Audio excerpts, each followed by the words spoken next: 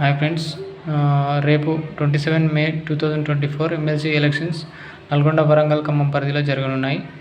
So ప్రతి రాష్ట్రంలో assembly ఉంటుంది. ఆ అసెంబ్లీలో విధానసభ తప్పనిసరిగా ఉంటుంది. కొన్ని రాష్ట్రాల్లో విధాన పరిషత్లు కూడా ఉంటాయి. సో వీటినే అసెంబ్లీ అంటాం.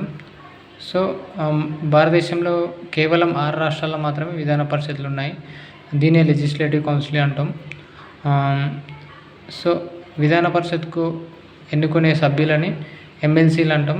సో వీటిని ఎమ్మెల్సీ ఎలక్షన్స్ అని కూడా అంటాం. సో అదే విధానసభకు ఎన్నుకునే మెంబర్స్ని ఎమ్మెల్యేస్ అంటాం. సో ఈ ఎమ్మెల్యే ఎలక్షన్లో మనకు పార్టీలు కానీ, పార్టీల గుర్తులు కానీ, ఇతర గుర్తులు, ఇతర వ్యక్తుల డీటెయిల్స్ ఉంటాయి. సో ఎమ్మెల్సీ ఎలక్షన్స్ తీసుకున్నట్లయితే ఎటువంటి పార్టీ గుర్తులు కానీ, ఇతరత్ర గుర్తులు కానీ ఉండవు.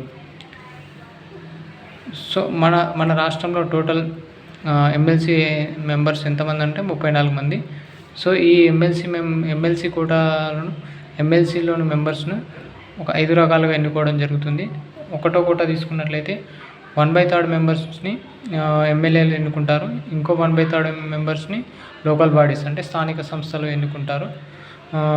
ఇంకో 1/12 పార్ట్ని టీచర్స్ కోటాలో నుండి అంటే టీచర్స్ ఎన్నుకుంటారు. ఇంకొక 1/12 కోటాని గ్రాడ్యుయేట్స్ అంటే ఉత్తీర్ణులు, గ్రాడ్యుయేషన్ కంప్లీట్ అయిన వాళ్ళు ఎవరు ఉంటారో వాళ్ళు ఎన్నుకుంటారు. నెక్స్ట్ ఇంకొక 5th పార్ట్ ఎవరు, నామినేటెడ్ మెంబర్స్ అంటే నామినేటెడ్ కోటాలో కొంతమందిని నామినేట్ చేసుకుంటారు. సో మనకి ప్రజెంట్గా ఈ ఐదు రకాల కోటాలలో మనకు జరిగే ఎలక్షన్స్ గ్రాడ్యుయేట్ కోటా అంటే ఇందులో మొత్తం ఎంతమంది ఎమ్మెల్సీ ఉన్నారు, 3 మెంబర్స్ ఎమ్మెల్సీ ఉన్నారు. సో ఈ ఎమ్మెల్సీ కోటాలో ఓటు హక్కు రిజిస్టర్ చేసుకోవడానికి మనకుండే అర్హతలు ఏమిటంటే డిగ్రీ లేదా సంబంధిత డిప్లొమాలు చేసిన వారై ఉండాలి. అది కూడా డిగ్రీ లేదా డిప్లొమాలు కంప్లీట్ అయ్యి 3 సంవత్సరాలు ఉండాలి. సో ఈ డిగ్రీలు, డిప్లొమాలు ఇవన్నీ ఎక్కడి నుంచి తీసుకున్నామంటే 2006 ఆంధ్రప్రదేశ్ జీవో నెంబర్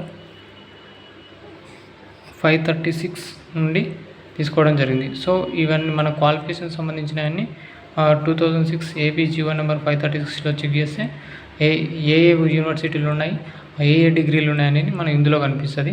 సో దీన్ని ఆన్లైన్లో అప్లై చేసుకోవచ్చు, ఆఫ్లైన్లో కూడా అప్లై చేసుకోవచ్చు. ఆఫ్లైన్లో అయితే ఎలక్షన్ రిజిస్టర్ ఆఫీసర్ దగ్గరికి వెళ్ళి చేసుకోవచ్చు, లేదా ఎంఆర్ఓ లేదా ఆర్డీఓ దగ్గర కూడా రిజిస్టర్ చేసుకోవచ్చు. మిగతా ఎలక్షన్స్తో పోలితే ఇది మనం మిగతా ఎలక్షన్స్ ఒకేసారి మాత్రమే అప్లై చేసుకుంటాం. అవి మళ్ళీ ప్రతి ఎలక్షన్స్కి ఆటోమేటిక్గా వచ్చేస్తుంది. సో ఈ ఎలక్షన్లో మాత్రం ప్రతిసారి అప్లై చేసుకోవాలి.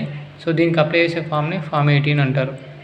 సో ఈ ఎలక్షన్ యొక్క ప్రత్యేకతలు ఏంటంటే ఈ ఎలక్షన్లో ఎటువంటి మిషన్స్ కానీ ఏమి ఉండవు. సో వ్యక్తుల పేర్లు మాత్రం ఉంటాయి మరియు ఫోటో మాత్రం ఉంటాయి. సో ఇందులో ప్రాధాన్యత క్రమం లేదా ఏక ఓటు బదలాయింపు పద్ధతి అని ఉంటుంది. సో అందరికీ ఓటు వేయచ్చు. నార్మల్గా వేరే ఎలక్షన్స్ తీసుకున్నట్లయితే మనకు నచ్చిన క్యాండిడేట్ మాత్రం ఒకే ఓటు వేయగలం. సో ఇందులో ఎంతోమంది అయితే బ్యాలెట్ పేపర్లో ఉన్నారో వాళ్ళందరికీ మనం ఓటు వేయగలం. ఆ ఓటు కూడా ప్రాధాన్యత క్రమం అనేది ఉంటుంది.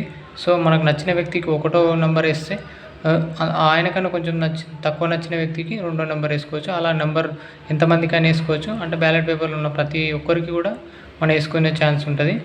సో ఈ బ్యాలెట్ పేపరు, ఆ పెన్ను అనేది వాళ్ళే ఇస్తారు. సో ఇతరత్ర మనం తీసుకెళ్లే పెన్నులు కానీ, పెన్సిల్ కానీ యూజ్ చేయనీకి ఉండదు.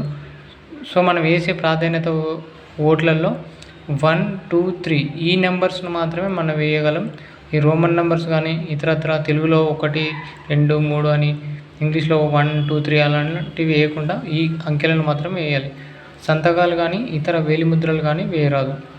సో 1వ ప్రాధాన్యత మనం ఏదైతే ప్రాధాన్యత క్రమం ఇస్తున్నామో 1, 2, 3 అని, అలా నీకు ఫస్ట్ 1 అనే ప్రాధాన్యత నెంబర్ ఇవ్వకుండా 2, 3 అప్ టు సో 1 వరకు ఇచ్చినట్లయితే అప్పుడు నీ ఓటు అన్నికి చెల్లదు. సో మీరు ఒక్కరికి ఓటు వేయచ్చు లేదా అందరికీ ఓటు వేయచ్చు. అంటే మీరు వేసే ఓటు అనేది 1వ ప్రాధాన్యత నుంచి స్టార్ట్ కావాలి. ఒకవేళ మీరు ఒకటే వేయకుండా ఏదైనా ప్రాధాన్యత నెంబర్లు వేసినట్లయితే ఆ ఓటు చెల్లదు.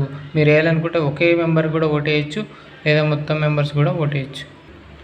సో తెలంగాణలో మొత్తం 34 ఎమ్మెల్సీలు ఉన్నారు. సో 1/12 కోటా ఎమ్మెల్యే కోటా తీసుకున్నట్లయితే 14 members. Local authorities quota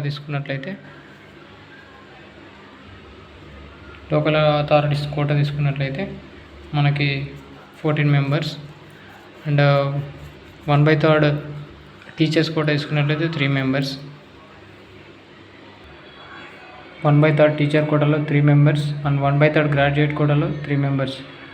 nominated కోటాలో 1/6 మెంబర్స్ని, అనగా 6 మెంబర్స్ని గవర్నర్ నియామకం చేస్తాడు. సో వరంగల్, ఖమ్మం, నల్గొండలో టోటల్ ఈ ఎన్నికల్లో నిలబడ్డ టోటల్ అభ్యర్థులు 52 మంది. ఈ ఎన్నికల్లో నిలబడడానికి కనీస వయసు 30 సంవత్సరాలు ఉండాలి. సో ఇందులో ఓటు వేసే ఓటర్లు గ్రాడ్యుయేట్ కంప్లీట్ అయి ఉండాలి. కానీ ఈ ఎలక్షన్లో నిలబడే అభ్యర్థి మాత్రం గ్రాడ్యుయేట్గా ఉండాల్సిన అవసరం లేదు.